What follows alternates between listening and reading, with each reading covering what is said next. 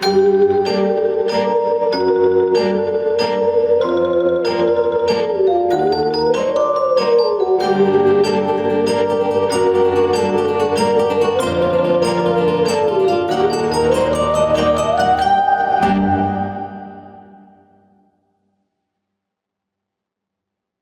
September, and in Ian's Ideas land, Halloween starts in September and Christmas starts in November. But we'll get to Christmas later. Halloween season means horror movies, so that's the route we're taking today. A few months ago, we did a video on The Asylum, a production company famous for ripping off Hollywood movies. I mentioned one of their original movies in that video, Death Valley: The Revenge of Bloody Bill. One of our commenters requested a full review of that movie, and I thought it would be a fun one to kick off the Halloween season with. Our tale starts with a guy driving through the desert. This is Daryl, and he's a dealer of... How do I say this so YouTube doesn't restrict this video? He's a dealer of Fun Dip, the kind that you can snort. A cop pulls up next to Daryl and a chase ensues. He throws a bag of Fun Dip at her car, and she spins out and he gets away. That's all it took? Daryl's car dies in the middle of the desert and he has to start walking. Suddenly, an Old West town appears out of nowhere.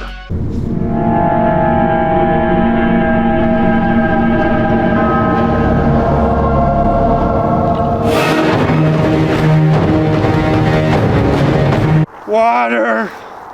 I need water. When will I reach civilization?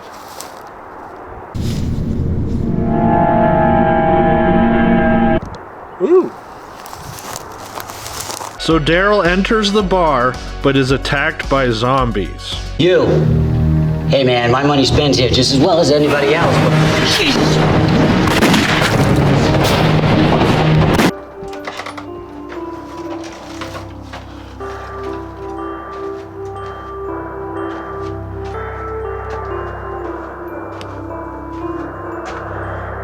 Hey, welcome to Chuckle Cheesy.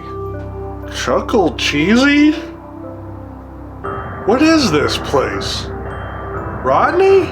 No, it's Chuckle Cheesy, the family-friendly mouse. I think I'm gonna be on my way.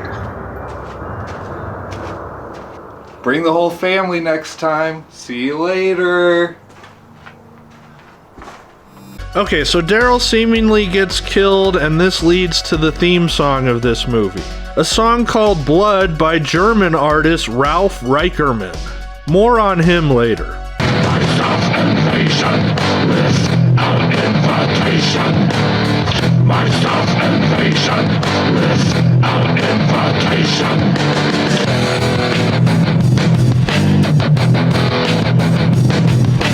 Day and night, I fear the night, followed by the darkness, must shoot right.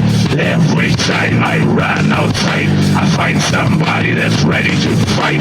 Everybody. Now we meet our main cast, a college debate team. Could they have chosen a more pretentious group to focus on? This group consists of Gwen, Jerry, Mandy, Buck, and their coach Avery. They're heading to some huge debate in California, so they all hop in the van and go. They pass someone walking on the side of the road that doesn't appear to be anywhere near the van, but they somehow manage to hit him. Coach Avery goes to check on him. Where does it hurt? right here. Up, turn around. So he hijacks the van. So how is it we didn't kill you? Full carjack trick. Slapped the side of the car loud enough to give everyone inside panic. They come across Daryl's car, and it turns out that this carjacker, Earl, is Daryl's business partner. They deal fun dip. Daryl! Coach, what do we do? Damn, Daryl! Damn! They follow Daryl's tracks and end up in Sunset Valley, the same town from the beginning. Earl forces everyone into a dilapidated building. Come on! Come on! Come on! Wait right here. Whoa, not so fast. There doesn't seem to be anyone in town, but suddenly a bloodied Daryl appears. You don't understand. He'll find you. Where's the cash, Daryl? Where's the cash? Find him. He's coming. He'll find you. Daryl bites Jerry, but Earl guns him down. Daryl disappears, a bunch of zombies start rising from the ground, and the theme song starts playing again.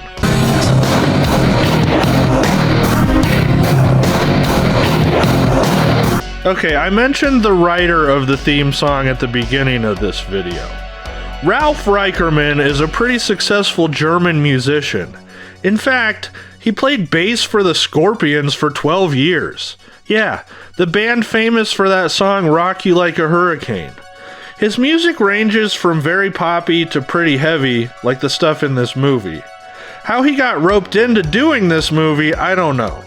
Maybe the money from his Scorpions days had run out. Looking through his IMDb page, it looks like he's actually done music for a bunch of Asylum-produced movies. Weird. Back in Sunset Valley, our crew is discussing what happened with Daryl. Must have been on drugs or something. PCP, mescaline? Does PCP make you bulletproof? No, but it's the only logical explanation. Hey, Daryl wasn't a user. Just greedy, though. No, Earl, he was a user. We literally saw him snorting Fun Dip at the beginning of the movie. Didn't he say something about a bloody bill? Somehow, Jerry knows a bunch of stuff about Bloody Bill. He and another student, Gwen, start arguing. It's an invalid argument. So you're saying the beliefs of the world's 3 major religions are invalid? Get it? Because they're a debate team? How clever. Jerry explains that Bloody Bill was killed by the townsfolk because he had an alliance with the devil. Legend has it that he could only be killed by his own sword, so the town stabbed him and lit his coffin on fire.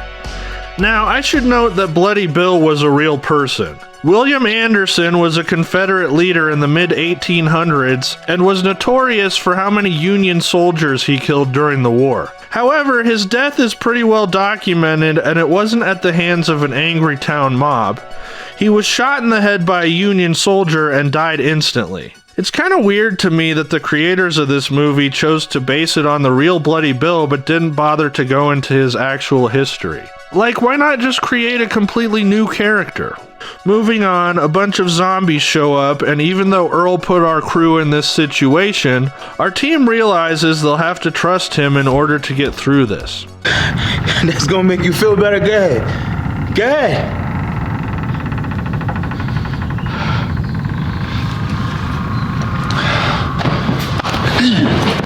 Jerry's bite starts to get worse and he starts acting crazy. Gwen finds a picture labeled Mary Anderson that looks just like her. Jerry then explains that Mary Anderson was Bloody Bill's sister.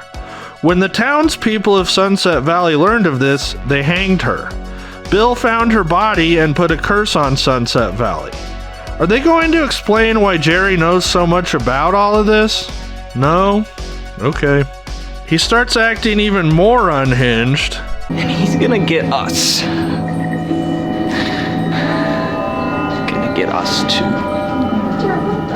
Don't Jerry me!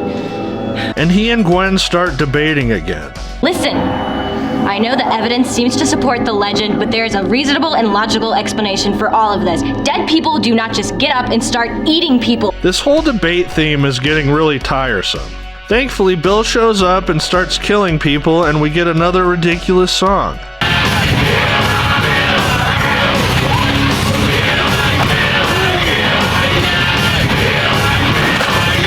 Coach Avery dies, and the others escape into the attic, but Bill and his army of zombies close in quickly. Jerry also dies, and Earl decides to be a hero. He tells Gwen and Mandy to escape through the window and prepares to fight off the zombies. It's time to do some good. It's time to do some good. It's time to do some good. It's time to do some good. It's time to do. Who the f am I kidding? I'm not gonna be that good. Oh yeah! Actually, I accidentally sniffed the little powder by mistake. Earl runs downstairs and gets beat up by Bloody Bill, but pulls out a grenade.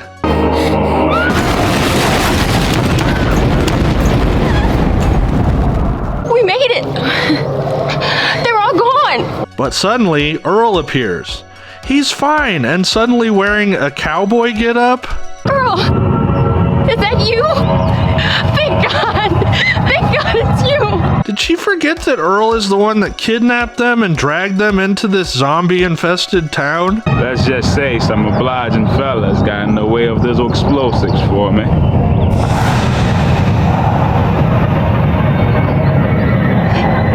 Obliging? What's up with the accent?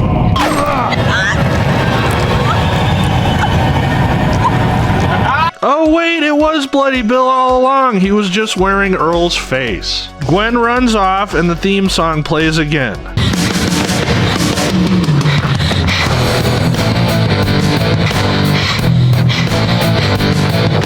No matter how far she runs, she keeps ending up back in town.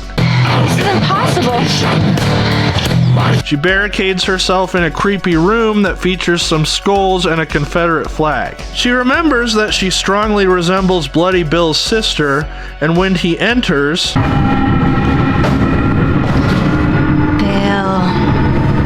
it's so nice to see you. Wow, listen to that accent. Y'all got any more of them Powerball tickets? Bill seems to believe that Gwen is actually his sister, and it gives her a chance to grab his sword and cut his head off.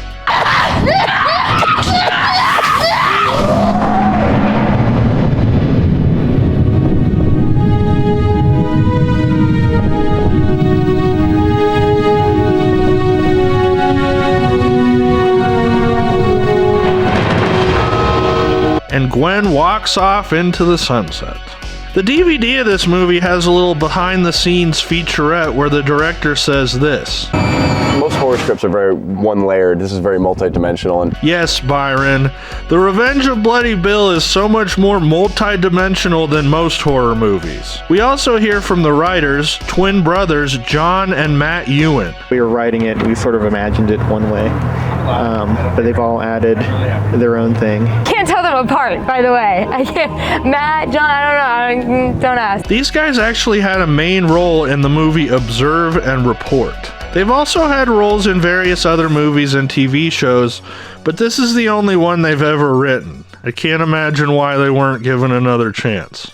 They also talked to the actors, but they don't have all that much to say. They give me a gun. But this guy is my favorite.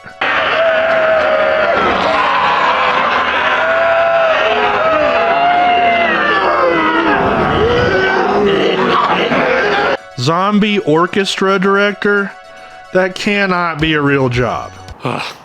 Ian doesn't know what he's talking about. I was a zombie orchestra director for 20 years.